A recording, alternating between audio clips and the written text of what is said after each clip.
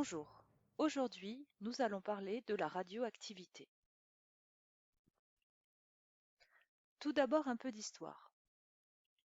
À la fin du XIXe siècle, Henri Becquerel découvre par hasard la radioactivité par l'impression de plaques photographiques laissées dans un tiroir.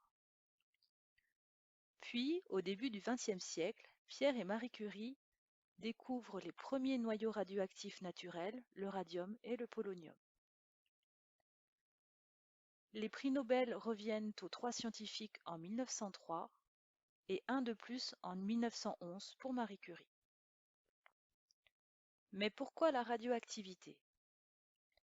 Expliquons tout d'abord la radioactivité naturelle.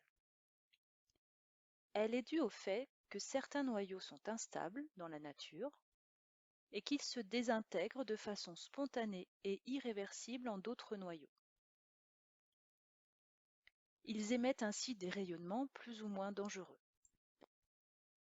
Dans l'exemple ici, nous voyons le noyau de radium-226 qui se désintègre en un noyau de radon et une particule alpha.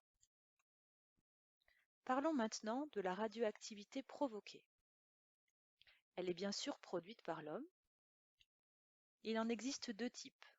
Tout d'abord la fission nucléaire, qui est le bombardement de noyaux lourds tels que l'uranium par des neutrons. Elle dégage une très forte énergie et produit de nombreux déchets. Dans l'exemple ci-dessous, un neutron va bombarder un atome fissile, par exemple un atome d'uranium, et produit ainsi un rayonnement gamma, des produits de fission et des neutrons. Un autre type de radioactivité provoquée est la fusion nucléaire. Elle se produit lorsque deux noyaux légers fusionnent entre eux pour former un noyau plus lourd. Il se dégage aussi une très forte énergie. Dans l'exemple ci-dessous, deux noyaux légers, le deutérium et le tritium, fusionnent entre eux pour former un noyau plus lourd, l'hélium, ainsi qu'un neutron, en dégageant une très forte énergie. Les applications de la radioactivité sont très nombreuses. Elles peuvent être aussi bien bénéfiques que destructrices. Citons parmi tant d'autres les applications médicales de la radioactivité, telles que la radiologie et la radiothérapie. On utilise aussi la radioactivité dans la datation au carbone 14. La radioactivité est aussi utilisée bien sûr dans les centrales nucléaires, mais quelquefois un accident survient et la radioactivité provoque alors de grands désastres, comme dans les bombes nucléaires à Hiroshima et Nagasaki. Terminons maintenant cette vidéo avec la notion de décroissance radioactive. En fonction des noyaux, la radioactivité diminue plus ou moins rapidement dans le temps.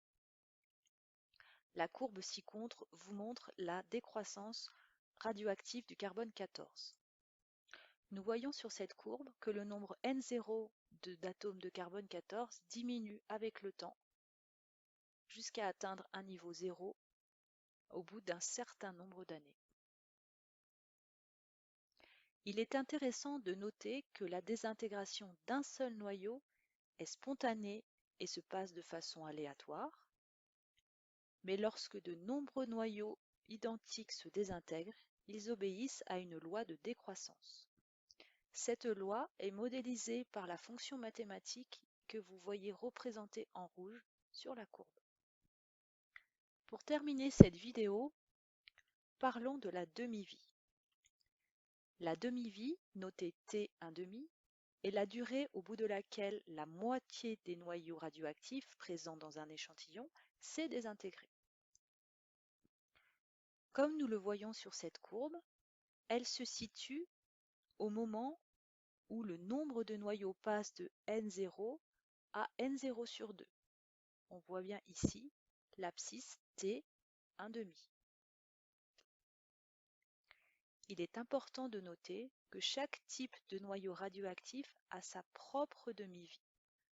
Un noyau d'uranium n'aura pas la même demi-vie qu'un noyau de plutonium ou autre. J'espère que cette vidéo vous a plu et vous a permis d'y voir plus clair sur le thème de la radioactivité. Je vous souhaite un bon travail et vous donne rendez-vous pour de nouvelles aventures.